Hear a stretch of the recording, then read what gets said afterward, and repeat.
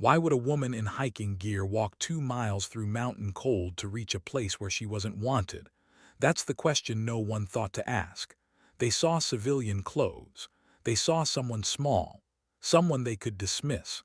They never saw what was coming. The wind carried the memory of glaciers, a thin, biting cold that scoured the high peaks of the training reservation, the kind of cold that finds its way through the seams of the best equipment and settles deep in the bone, a cold that demanded respect. But the young soldier at the gate was full of something else, the fire of new authority, a warmth that made him immune to the wisdom of the mountain. He stood with his rifle held across his chest, his posture a rigid declaration of importance.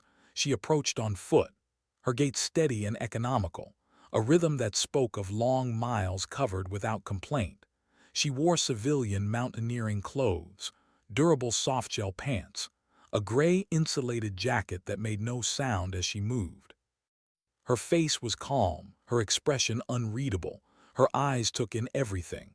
The concertina wire, the thermal imaging cameras sweeping on their masts, the soldier who now stood directly in her path, his boots planted wide.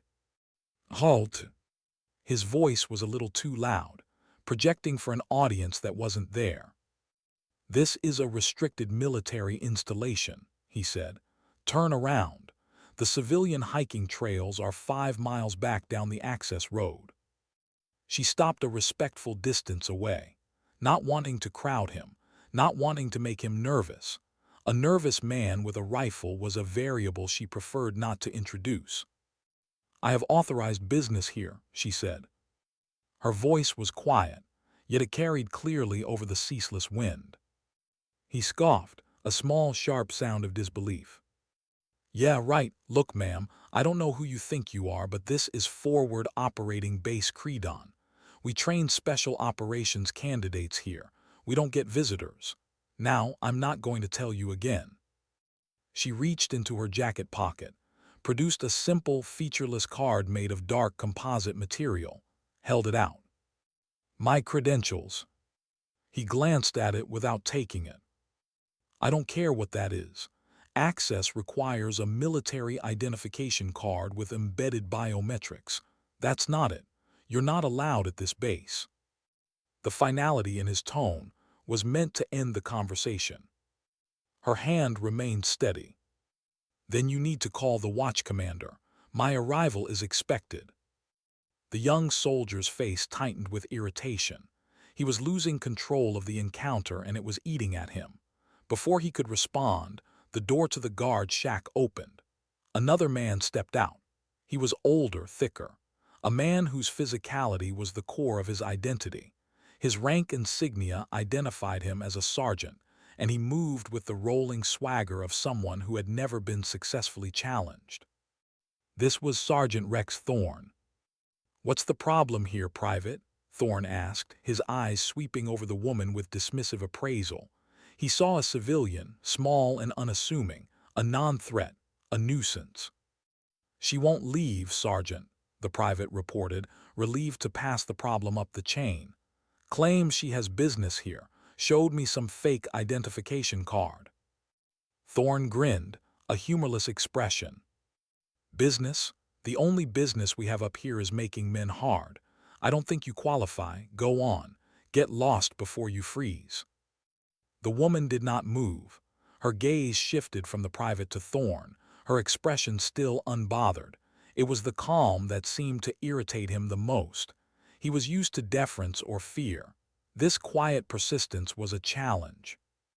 "Sergeant, your protocol for unidentifiable personnel is to verify their status with the Tactical Operations Center. Or you can use the biometric scanner right there." She nodded toward the device mounted next to the guard shack door. "Run this card and my thumbprint. It will resolve this situation quickly." Thorne laughed out loud now. "You want me to scan you? You think you're in the system, lady. This is a closed loop. You have to be cleared by the Department of Defense Special Activities Division to even exist in our database." "I am aware of the clearance level," she said. Her patience was a tangible thing, a pressure building in the thin air. Scan the card. It was an order delivered in the tone of a simple request. Thorne's amusement curdled into annoyance. He wanted to assert his dominance, to put this woman in her place and be done with it. Humiliating her seemed the most efficient way. Fine, you want to be scanned. We'll scan you. Then I'm going to have you detained for attempting to infiltrate a secure facility. He snatched the card from her hand and stomped over to the scanner, slapped it against the reader. A light blinked from red to amber. See nothing. Now put your thumb on the... She was already there, placing her thumb on the glass plate. The machine whirred for a moment. Then a sharp, definitive chime echoed in the cold air. The light on the scanner flashed a piercing, authoritative green. On the small screen beside the scanner, text appeared. The private leaned over to read it. His eyes widened in confusion, then dawning horror. Thorne stared at it, his face frozen. The text was simple. Access granted. VANCE A designation. Inspector General Technical Evaluation Division. Clearance level Omega. Protocol. Extend all COURTSIES. Unrestricted access. The private took a step back, his rifle suddenly feeling heavy and clumsy. He looked at her now not as a lost hiker, but as a creature from an entirely different world. A world of authority so absolute he could not comprehend it. Sergeant Thorne did not move. He just stared at the screen, the grin gone, his face a mask of disbelief and sudden, profound anger. The wind howled around the small building, and for the first time the cold seemed to touch him. She simply retrieved her card from the slot and waited. An officer came jogging out from the main building, a young lieutenant with a harried expression, pulling on his fleece jacket as he ran. He had clearly been alerted by the system. He skidded to a halt, his eyes darting from the green light on the scanner to her, then to the thunderous expression on Sergeant Thorne's face. The lieutenant seemed to understand instantly that he was walking into a disaster. "Ma'am," he began, his voice breathless from the altitude and the sprint. "My apologies. We weren't expecting you at the main gate. We were told you'd be arriving by helicopter at the upper landing zone." Her gaze remained on Thorne for a moment longer before she turned to the lieutenant. "Plans change," she said, her tone giving nothing away. "The weather closed the passes. I drove the access road and walked the last 2 miles. It's a good way to get a feel for the terrain." The lieutenant swallowed hard, nodding. "Of course, right. Sergeant Thorne, see that the Inspector General's gear is brought in." He then turned back, his posture deferential. "Please allow me to escort you to the command briefing room. Master Sergeant Cole is waiting for you." Thorne remained rigid. His jaw clenched so tight a muscle jumped along his cheek. He had been publicly overridden, his authority negated by a quiet woman in hiking clothes. He gave a jerky, resentful nod and gestured for the private to handle her single pack, which she had set down beside her. She picked up the pack herself before the private could reach it. "I'll carry my own gear, Lieutenant," she stated simply. She swung the pack onto her back with an easy, practiced motion. It settled into place as if it were a part of her. "Lead the way." As she walked past Thorne, their eyes met. His were filled with a hostile fire, a promise of future conflict. Hers were like polished gray stones, revealing nothing at all. She followed the lieutenant onto the base, the heavy gate sliding shut behind her. The facility was an exercise in brutalist function. Prefabricated structures connected by raised metal walkways to keep them above the snow drifts that would surely bury the camp in winter. Everything was painted a uniform gray-green that blended with the rock and scrub pine. It was a place designed for one purpose: to break men down and rebuild them harder. But there was something she hadn't told them yet, something they wouldn't understand until it was too late. Have you ever walked into a room and felt the temperature drop? Not the air, the people. That's what happened when she entered the briefing room. Every conversation stopped. Every eye turned, and in that silence she could hear what they were thinking. What is she doing here? The briefing room was spare. A long table, metal folding chairs, a large topographical map of the surrounding peaks mounted on the wall. 6 men sat around the table, all of them hardened, all of them experienced, all of them skeptical. At the head of the table sat Master Sergeant Cole. He was lean, weathered, a man who had spent decades in high-altitude environments. His face was a roadmap of sun exposure and hard decisions. He stood when she entered. "Inspector Vance," he said, his voice neutral, professional, "welcome to Fob Credon." She set her pack down by the door and moved to the table. "Master Sergeant, thank you for accommodating the change in my arrival schedule." Cole nodded, gestured to an empty chair. "Gentlemen, this is Inspector General Vance from the Technical Evaluation Division. She's here to assess the Argus Mountain Reconnaissance Sensor System under operational conditions." The men around the table exchanged glances. One of them, a compact, intense-looking corporal with a tablet in front of him, spoke up. "No disrespect, ma'am, but we were told we'd be getting a technical specialist, someone from the contractor team." "I am a technical specialist, Corporal," she replied evenly. "I hold advanced degrees in environmental engineering and remote sensing. I also happen to carry the authority to approve or deny deployment of systems that cost the taxpayer millions of dollars." The corporal nodded slowly, processing. Another soldier, older with the insignia of a staff sergeant, leaned back in his chair. "And you're going to evaluate a mountain recon system, in the field, in winter conditions." It wasn't a question. It was a challenge wrapped in skepticism. "That's correct." The staff sergeant's expression didn't change. "Ma'am, with respect, this isn't a conference room test. We're talking about high-altitude terrain, sub-zero temperatures, avalanche risk. Equipment failure can mean death up here." She met his gaze directly. "Which is exactly why the evaluation needs to be conducted under real operational conditions. A sensor that only works in ideal circumstances is worthless to the soldiers who will depend on it." Master Sergeant Cole cleared his throat. "Inspector Vance will be accompanying Alpha Squad on tomorrow's reconnaissance patrol. The squad will deploy the Argus system at 3 designated waypoints and collect baseline data. Weather permitting, it's a 12-hour evolution." A heavy silence settled over the room. Then the door opened. Sergeant Thorne walked in. He didn't look at her, didn't acknowledge her presence. He moved to the far end of the table and sat down heavily. The energy in the room shifted immediately.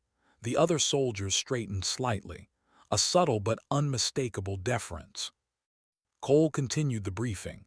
Route details, weather forecast, emergency protocols. She listened carefully, taking mental notes. The plan was solid, conservative, designed to test the equipment without taking unnecessary risks. When Cole finished, he looked around the table. "Questions?" Thorne finally spoke. "Just one." He turned to look at her for the first time since entering the room. "Will the Inspector General be carrying her own gear, or will that responsibility fall to Alpha Squad?" The question was posed with exaggerated courtesy, but the implication was clear. She would be a burden. "I'll carry my own gear, Sergeant," she said quietly, "as I always do." "And if you can't keep pace?" "Then you'll have data on how the system performs when operated by someone under physical stress. That's valuable information."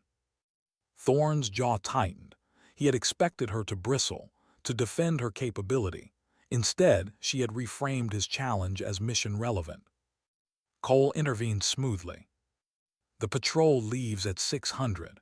Full cold weather kit. Inspector, Corporal Miller will issue you any additional equipment you need from our supply." She nodded. "Understood." The briefing ended. The soldiers filed out. She remained seated, pulling a small ruggedized laptop from her pack. Master Sergeant Cole lingered. "Inspector," he said quietly, "Thorne's a good soldier, but he's traditional in his thinking." She looked up at him. "I've encountered traditional thinking before, Master Sergeant. It usually corrects itself when confronted with results." Cole almost smiled. "You served, didn't you, before the IG assignment?" "I did." "Where?" "Places that aren't on maps." He nodded slowly, understanding what she wasn't saying. "Then you know what you're walking into tomorrow." "I do." He turned to leave, then paused. "For what it's worth, I'm glad you're here. We need someone who will give us an honest assessment, not just check a box." After he left, she sat alone in the briefing room. The mountain loomed outside the window, silent, indifferent. She had felt ignored before, dismissed, underestimated. It was a familiar weight, one she had learned to carry without complaint. But tomorrow would be different. Tomorrow, the mountain would be the judge. And the mountain didn't care about rank or gender or ego. The mountain only cared about competence. She opened her laptop and began reviewing the technical specifications of the Argus system. Every detail, every potential failure point. She would be ready. What they didn't know yet was that being underestimated was her greatest advantage. People who don't take you seriously make mistakes, and mistakes in the mountains are unforgiving. What does it feel like to know you're being set up to fail? She knew. She'd felt it the moment Thorne looked at her in that briefing room, the moment the other soldiers exchanged those glances. They expected her to quit, to ask for an easier assignment, to prove them right. But there was something they didn't understand about her yet. Quitting had never been in her vocabulary. 5:45 hours. The equipment bay was buzzing with pre-mission activity. Soldiers checking gear, weapons, communication systems. She stood at her assigned station, methodically packing her ruck, layered clothing, navigation tools, emergency shelter, water, high-calorie rations. She packed like someone who had been cold before, hungry before, lost before. Corporal Miller approached, the compact, intense soldier from yesterday's briefing. He watched her for a moment, then set down a heavy pack frame. "Ma'am, this is the Argus sensor package. 32 pounds. It's ruggedized, but it's sensitive equipment. Needs to be kept level during movement." She examined the pack, nodded. "Understood. I'll integrate it with my personal gear." Miller hesitated. "It's going to bring your total load to about 65 pounds. That's a heavy carry for 12 hours in altitude." She looked at him directly. "What's your load, Corporal?" 78 pounds, ma'am." "Then I'll manage." She could see him reassessing her, just slightly. He handed her a small tablet. "This interfaces with the Argus system. Real-time data display. If the sensors pick up anything unusual, thermal signatures, movement, environmental changes, it'll alert here first." She took the tablet, examined the interface. "This is impressive work, clean UI, intuitive." Miller allowed himself a small smile. "I helped design it, ma'am. I'm the unit's technical specialist." "Then I'll have questions for you on the trail." "Yes, ma'am." At 600 sharp, Alpha Squad assembled at the departure point, 6 soldiers plus her. Thorne stood at the front, his ruck already on. He looked at his watch, looked at her. "Inspector, are you ready to move?" She had her ruck on, weapon secured, gloves, hat, everything in place. "Ready, Sergeant." "Then let's see if you can keep up." He turned and started walking, not gradually, not with a warm-up pace. He set an aggressive tempo immediately, the kind designed to break someone down in the first hour. The rest of the squad fell in behind him. She took her position in the middle of the formation. The trail climbed steeply from the start, switchbacks cutting across exposed granite faces. The air was thin, every breath felt incomplete, her legs burned. The pack dug into her shoulders, but she had trained for this, prepared for this. She focused on her breathing, her rhythm, one step, then another. The mountain didn't care about her discomfort. Neither did she. An hour in, Thorne called a brief halt. The squad dropped their rucks, drank water. She did the same. Her heart was pounding. Sweat soaked through her base layer despite the cold, but her breathing was controlled, steady. Thorne walked over to her. "How are you holding up, Inspector?" "Fine, Sergeant. We're only 10% into the route." "I'm aware." He studied her face, looking for weakness, for doubt. She gave him nothing. "If you need to turn back, now's the time." "I don't." He held her gaze for a moment longer, then turned away. They moved out again. The terrain grew more challenging. Loose scree, narrow ridgelines with sheer drops on both sides. The wind picked up, a constant battering force that made every step an act of will. She could feel the squad watching her, waiting for her to stumble, to call for a break, to prove that she didn't belong. But something else was happening, something Thorne hadn't anticipated. She was adapting, her body finding its rhythm, her mind settling into the focused calm that comes from sustained physical hardship. This wasn't her first mountain, and it wouldn't be her last. At the first waypoint, Corporal Miller unpacked the Argus sensor. She assisted, her movements precise despite the fatigue. Together they deployed the device, anchored it to the rocky ground, activated the system. The tablet came alive with data, topographical overlays, thermal readings, wind speed and direction, atmospheric pressure. It was working flawlessly. Miller looked at the display, then at her. "Ma'am, these readings are exceptional. The resolution is better than anything I've seen in field testing." She nodded, studying the data herself. "The sensor's performing above baseline. Make a note of the ambient temperature and wind conditions. We'll need that for the comparative analysis." They worked together for 20 minutes, documenting, calibrating. The rest of the squad rested, watching. She noticed their expressions changing, subtle but real. She wasn't just keeping up. She was doing the job. When they packed up to move again, one of the younger soldiers, a private whose name tape read Harrison, approached her. "Ma'am, you want me to carry the sensor pack for this leg? Give you a break?" She looked at him, saw genuine respect in his eyes, not pity, not condescension, respect. "I appreciate that, Private, but I'm good." "Roger that, ma'am." Thorne had heard the exchange. His expression darkened. He set an even harder pace for the second leg, pushing, testing, trying to force a breaking point, but she held on, step after step, mile after mile. Her mind emptied of everything except movement, breathing, the next foothold, the next checkpoint. By the time they reached the second waypoint, the sky had changed. The brilliant blue of morning was gone, replaced by a gray, oppressive ceiling. The wind shifted direction, became colder, more aggressive. Master Sergeant Cole's voice crackled over the radio. "Alpha, this is command. Be advised, weather front moving in faster than forecast. Recommend expedited timeline for waypoint 2 and immediate return to base." Thorne keyed his radio. "Command Alpha, we're at waypoint 2 now. We'll deploy the sensor and extract. ETA back to base 4 hours. "Copy that, Alpha. Safe movement."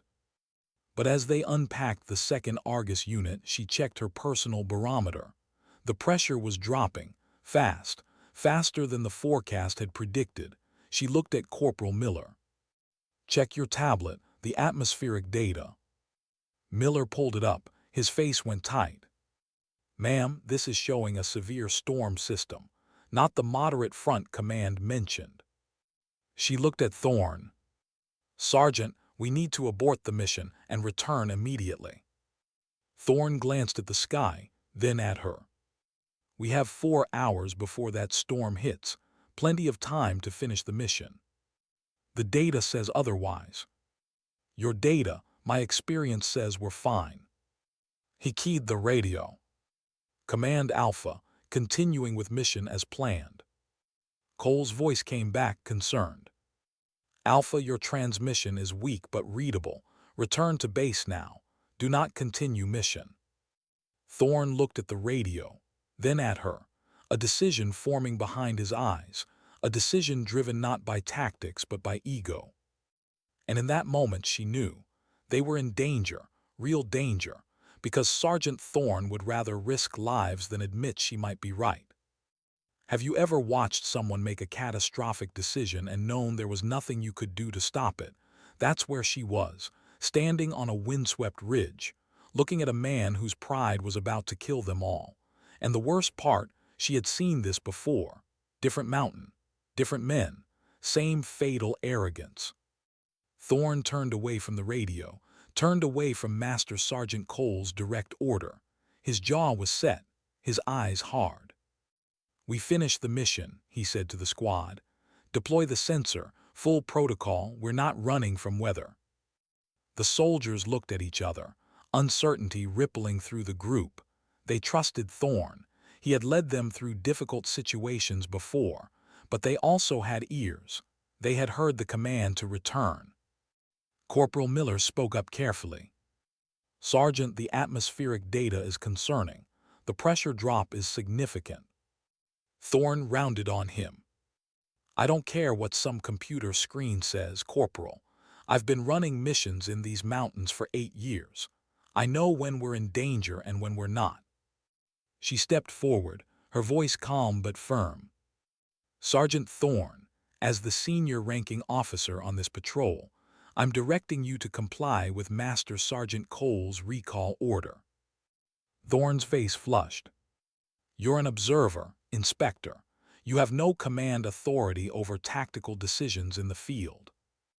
"Actually, my clearance level supersedes." "I don't care about your clearance level." His voice rose. "This is my squad, my mission, and we're not turning tail because some desk analyst with fancy credentials is afraid of a little wind." The words hung in the cold air. The squad had gone absolutely silent. This was more than a disagreement. This was open insubordination, and everyone knew it. She could have pulled rank, could have forced the issue, but she also knew the reality of leadership in the field. If she humiliated Thorn now, he would resent it. And resentment bred carelessness. Carelessness in the mountains bred death. She made a different choice. "Sergeant, I respect your experience, but I'm asking you to look at the data, not as a challenge to your authority, but as additional information that might inform your decision." She held out Miller's tablet, showed him the pressure readings, the wind speed projections, the storm modeling. For a moment she thought he might actually look, might actually consider, but his pride was too great. He pushed the tablet away. "We complete the mission." He turned and started barking orders. Deploy the sensor, set up the data link, move with purpose. The squad obeyed, but she could see it in their faces. Doubt, fear. They knew something was wrong, but the hierarchy demanded obedience. She pulled out her own radio, keyed it to a secure frequency. "Command, this is Inspector Vance. Be advised, Alpha is continuing mission despite recall order. Recommend standby for emergency extraction." Cole's voice came back immediately. "Inspector, what's your assessment?" She looked at the sky, at the clouds building like a dark wall across the peaks. "We're about to be in serious trouble, Master Sergeant." 15 minutes later, they had the second Argus sensor deployed. The data was good, excellent in fact, but she barely noticed. She was watching the weather. The wind had increased dramatically. The temperature had dropped 10 degrees in the last half hour, and the clouds were no longer a distant threat. They were here. The first snowflakes began to fall, soft, gentle, almost beautiful, but she had been in enough mountain storms to know what came next, what always came next. "Sergeant," she said quietly, "we need to move now." Thorn looked at the falling snow dismissively. "It's barely flurrying. We'll pack up the gear and head back, plenty of time." But as he said it, the wind hit. A massive howling gust that nearly knocked 2 soldiers off their feet, and behind it the snow, not gentle now, thick, blinding, a white wall that swallowed visibility in seconds. The storm had arrived, not in hours now. "Form up," Thorne shouted over the wind. "Stay together, we're moving back to base." But she was already checking her GPS, checking the map, and she saw the problem immediately. The route they had taken up, exposed ridgelines, narrow paths along cliff faces, that route was now a death trap. Wind gusts would blow them off the mountain. Zero visibility would send them over an edge. They couldn't go back the way they came. She moved to Thorne, grabbed his arm. "We can't use the primary route. It's too exposed." "What?" He could barely hear her over the wind. She pulled him close, shouted directly in his ear. "The primary route is too dangerous in these conditions. We need to find shelter." "Shelter where?" She pulled out her map, a real map, paper, not dependent on batteries or GPS satellites. She had studied this terrain, memorized it. There was a rock formation approximately half a mile to the east, an overhang that could provide protection. She showed him on the map. "There, we can wait out the worst of it." Thorne looked at the map, looked at her. She could see the calculation in his eyes. Admitting she was right meant admitting he was wrong, but staying on the ridge meant dying. "There's an emergency shelter 2 miles north," he shouted back. "We'll make for that. 2 miles in zero visibility. We'll get lost, we'll freeze." "We'll make it." He pulled away from her, turned to the squad. "Alpha on me. We're moving to the emergency shelter." The soldiers started to fall in behind him. She looked at Corporal Miller, at the others. They were scared. They trusted Thorne, but they were also smart enough to know that trust didn't stop frostbite. She made a decision, one that would likely end her career, but careers didn't matter when lives were on the line. She keyed her radio. "Command, Inspector Vance. Alpha is heading for the emergency shelter. I'm taking 3 personnel to alternate shelter position." Cole's response was immediate. "Inspector, you cannot split the squad in these conditions." "Copy, Command. I'm doing it anyway." She turned to Miller. "Corporal, I need you to make a choice. Come with me to the rock overhang. It's closer, safer, or follow Thorne to the emergency shelter." Miller looked at Thorne, then at her, then at his tablet showing the worsening atmospheric data. "I'm with you, ma'am." 2 other soldiers, Private Harrison and a staff sergeant named Diaz, also stepped toward her. Thorne saw it, saw his squad fragmenting. His face went white with fury. "You're disobeying a direct order." She met his eyes. "No, Sergeant. I'm ensuring these soldiers survive. You want to lead your men to the emergency shelter. Do it. But I won't send these 3 to their deaths to protect your ego." For a moment, she thought he might physically attack her, but the wind screamed between them, and the snow was now so thick they could barely see each other. Thorne turned to the 3 soldiers who had chosen to follow her. "You're all on report, all of you." Then he and the remaining 3 members of Alpha Squad disappeared into the whiteout, heading north, into the storm. She looked at Miller, Harrison, and Diaz. "Stay close, hold on to each other, we move as one."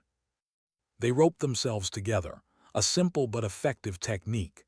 She took point, compass in hand, map in her pocket. Every 50 feet she stopped, checked their position, adjusted course. The wind tried to tear them apart. The cold bit through every layer, but she kept moving. 20 minutes later they found it, the rock overhang. A shallow cave formation that cut the wind by 70%. It wasn't warm, but it was survivable. They huddled inside, broke out emergency bivy sacks, shared body heat. Miller set up a small chemical warming unit. Diaz, the staff sergeant, was shivering violently. Harrison helped him into a sleeping system. She pulled out her radio. "Command Vance, we've reached alternate shelter, 3 personnel with me. We're secure." Cole's voice was tight with tension. "Copy, Inspector. What's the status of Thorne's element?" She looked out at the storm. The visibility was 0. The wind was hitting 70 miles per hour. The temperature had plummeted. Unknown command. They're heading for the emergency shelter, 2 miles north of waypoint 2. Understood, we'll monitor. Stay safe, Inspector. She sat back against the cold rock. Her body was shaking, not from cold, from adrenaline, from the weight of the decision she had just made. She had split the squad, violated protocol, challenged a sergeant's command. But the 3 men with her were alive. For now, that was enough. Outside, the storm raged, and somewhere in that white hell, Sergeant Thorne was leading 3 soldiers into the unknown. She closed her eyes, and for the first time in years she prayed. What's it like to be right and terrified at the same time? To know you made the correct call but still lie awake wondering if someone will die because of it. She knew. Every hour that passed in that frozen cave was an hour of second-guessing, of doubt, of brutal, honest fear. The storm didn't let up. Hour after hour it hammered the mountain with a fury that seemed personal. The wind shrieked through gaps in the rock. Snow drifted into their shelter despite the overhang. They took turns staying awake, monitoring each other for signs of hypothermia, confusion, lethargy, the quiet killers. Corporal Miller sat next to her, checking the Argus tablet. Even in the storm, even in survival mode, he was documenting, recording data. "Ma'am," he said quietly, "the sensor is still transmitting. We're getting real-time atmospheric readings." She looked at the screen. The data was staggering. Wind gusts exceeding 90 miles per hour, temperature with wind chill at 40 below zero, visibility less than 10 feet. This wasn't just a storm. This was a mountain showing its true face. "How long until it passes?" she asked. Miller studied the patterns. "The pressure's still dropping. I'd say we have another 6 to 8 hours of heavy weather, then gradual improvement." 6 to 8 hours. In the emergency shelter Thorne was heading for, that was survivable. The shelter was well stocked, insulated, built for exactly this scenario. But getting to it, that was the question that kept her awake. Staff Sergeant Diaz was in bad shape. The cold had gotten to him before they reached the overhang. His core temperature had dropped. Despite the warming unit and the sleeping system, he was shivering uncontrollably. She moved next to him, checked his pulse. Too fast, his breathing shallow. "Diaz," she said firmly, "look at me." His eyes focused on her, dilated, confused. "Where am I?" he mumbled.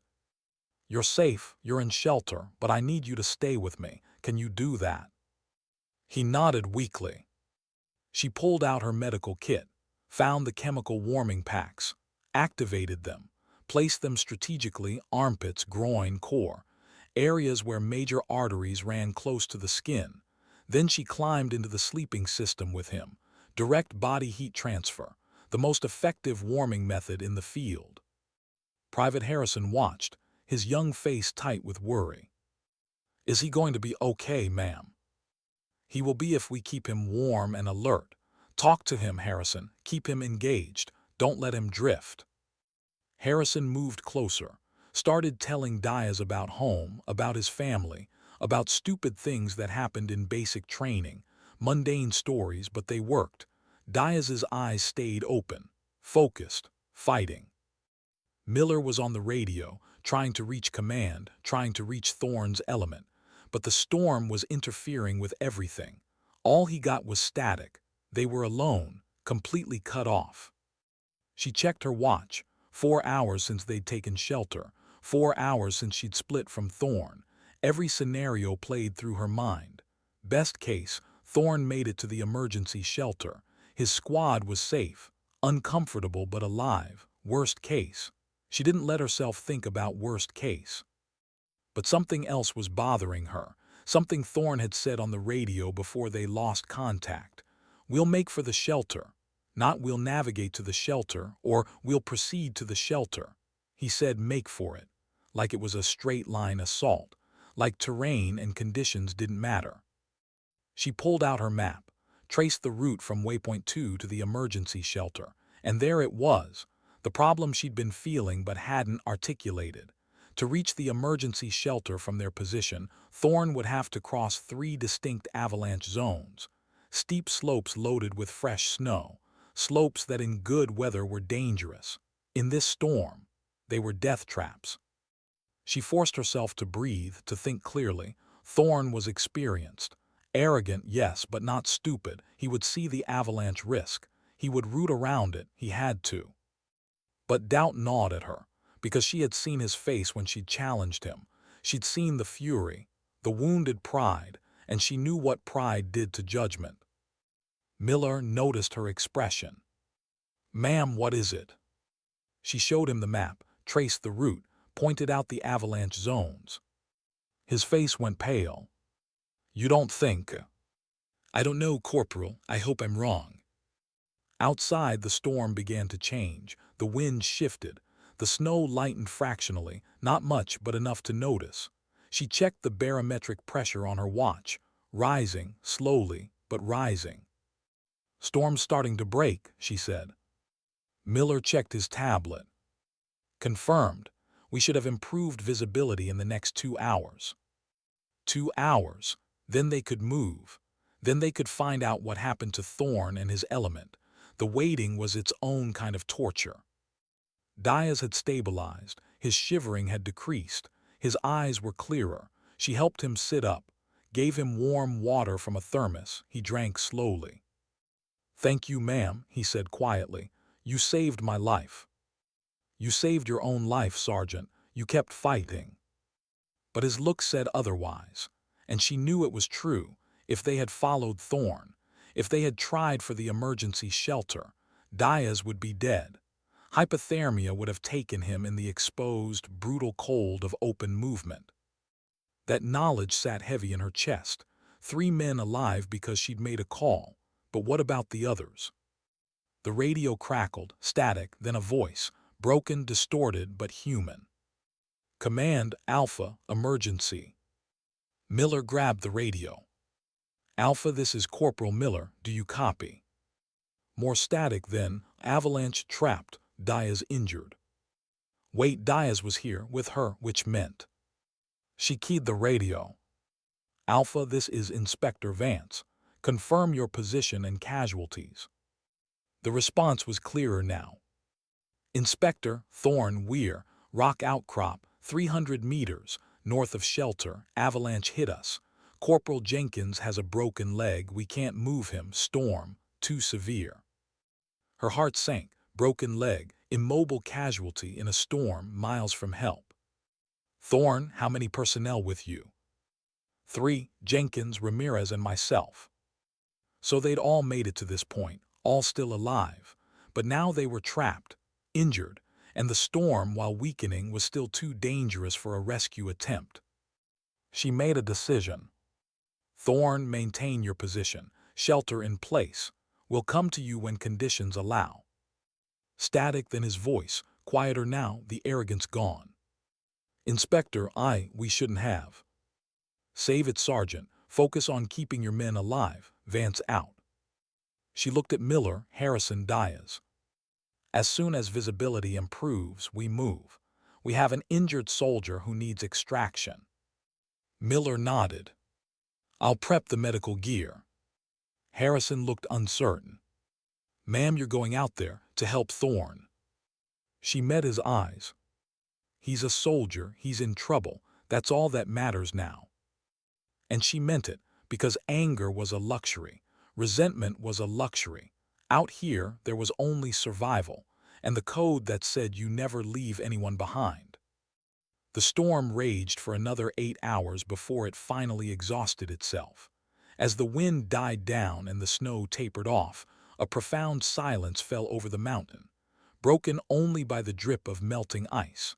The sky cleared to a brilliant, painful blue. It was in this cold, clean light that they prepared to move. She checked her gear, checked the others. They roped together again, started the careful, methodical movement toward Thorne's position. The landscape had been transformed. Snow drifts 6 feet high, trees bent and broken, and in the distance the scar of the avalanche. a massive debris field that had swept down the mountain like the hand of God. They found Thorne's element huddled beneath a rock overhang. 3 men, exhausted, frostbitten, but alive. Corporal Jenkins was in bad shape. His leg was grotesquely angled, the pain etched deep in his face. She knelt beside him. "I'm going to stabilize this, Corporal. It's going to hurt." "Can't hurt worse than it does now, ma'am." She pulled out her medical kit. Miller assisted. Together they splinted the leg, immobilized it, gave Jenkins the strongest painkillers they had.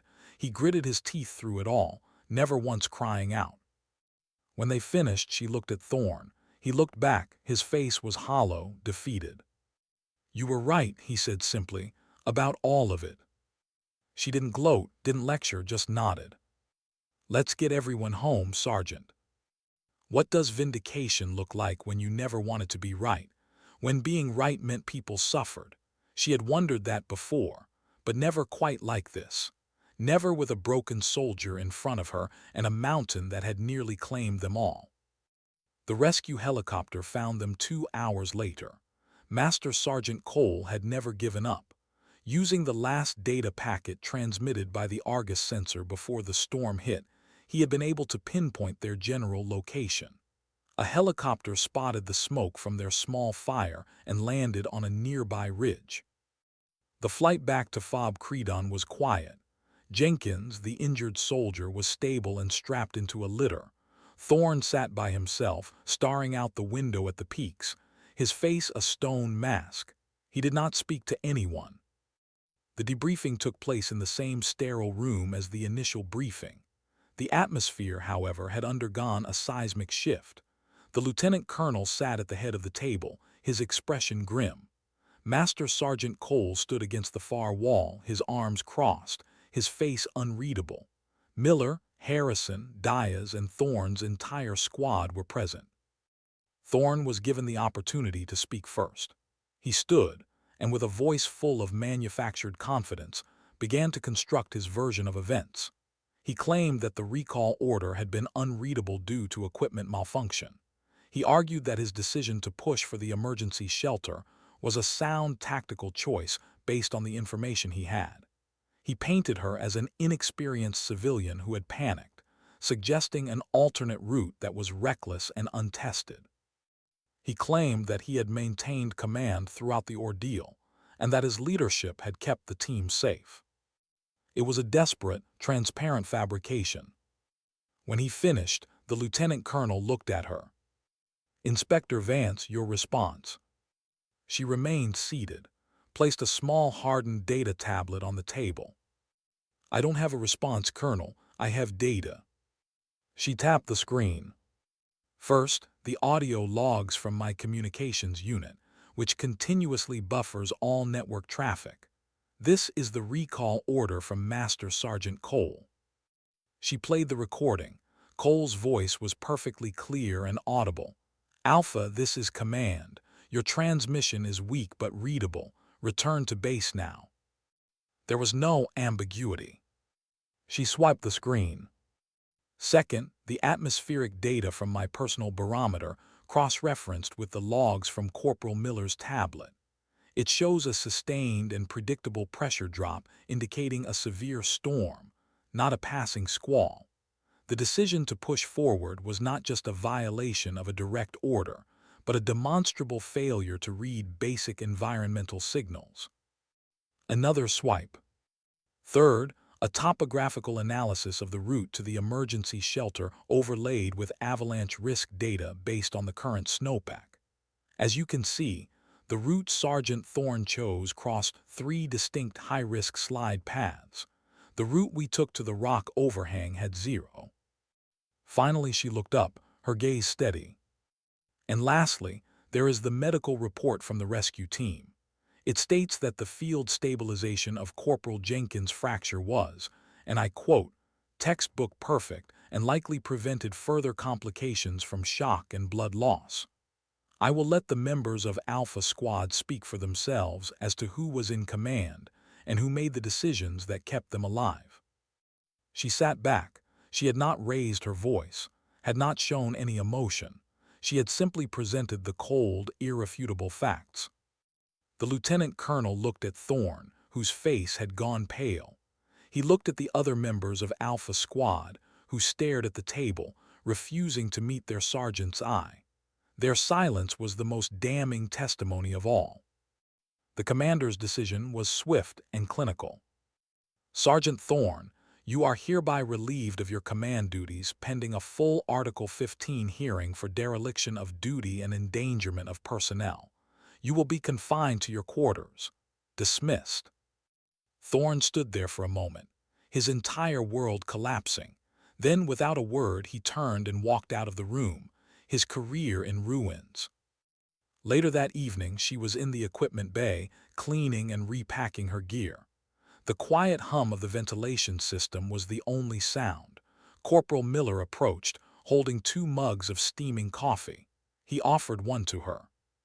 "Thank you, ma'am," he said, his voice quiet, "for everything." She took the mug. "You did good work out there, Corporal. You kept your head and trusted your instruments." From across the bay, several members of Thorne's former squad were working. They saw her, and one by one, they gave a slow, deliberate nod of respect. It was not friendship. It was not warmth. It was something more valuable. It was professional acknowledgement of superior skill earned in the harshest possible crucible. Master Sergeant Cole emerged from the shadows of a supply cage. Having seen the entire exchange, he walked over, his boots making no sound on the concrete. He looked at her, then at the Argus sensor case. "Knew you had it handled," he said. It was the highest form of praise he was capable of giving. She finished her final report in the early hours of the morning. It was a precise, dispassionate document. She recommended the Argus system for full deployment, noting its exceptional performance under extreme conditions. On the section regarding unit readiness, she was equally direct. She detailed the leadership failure of Sergeant Thorne not as a personal failing, but as a symptom of a unit culture that prioritized aggression over adaptability and ego over evidence. She recommended a full command climate review and a renewed focus on technical and environmental training. She did not recommend punishment. She recommended education. Justice, in her view, was about correction, not retribution. With her work complete, she packed the last of her gear. The movements were the same as when she had arrived, methodical, efficient, silent. But the atmosphere of the base was entirely different. The whispers that had followed her were gone. The hostile stares had been replaced by expressions of deference or by soldiers who simply made a point to get out of her way. She had arrived as an object of suspicion and mockery. She was leaving as a quiet, undeniable force. She slung her pack over her shoulder and walked out into the cold pre-dawn air. The sky was clear, studded with 1 billion sharp, distant stars. The mountain peaks were etched in silver by the moonlight. She walked the same metal walkways back toward the main gate, the place where her evaluation had truly begun. The new sentry on duty, a corporal she did not recognize, saw her approaching. He did not challenge her. He did not demand identification. He simply came to sharp attention and activated the gate control. The heavy metal barrier slid open smoothly, offering her an unimpeded exit. She paused at the threshold, looking back one last time at the dark, imposing shapes of the mountains. They were silent judges, their granite faces holding the history of 1 million storms and 1,000 small human dramas. Thorne had thought strength was a weapon to be wielded against the mountain, a force to conquer it. He had been wrong. The mountain did not yield to force. It only yielded to understanding. It broke those who fought it and rewarded those who listened to its rhythms, who respected its power, who adapted to its unforgiving logic. True strength was not in the shout, but in the silence that followed. It was the discipline to observe, the clarity to analyze, and the courage to choose the difficult correct path when the easy wrong one was so much more appealing.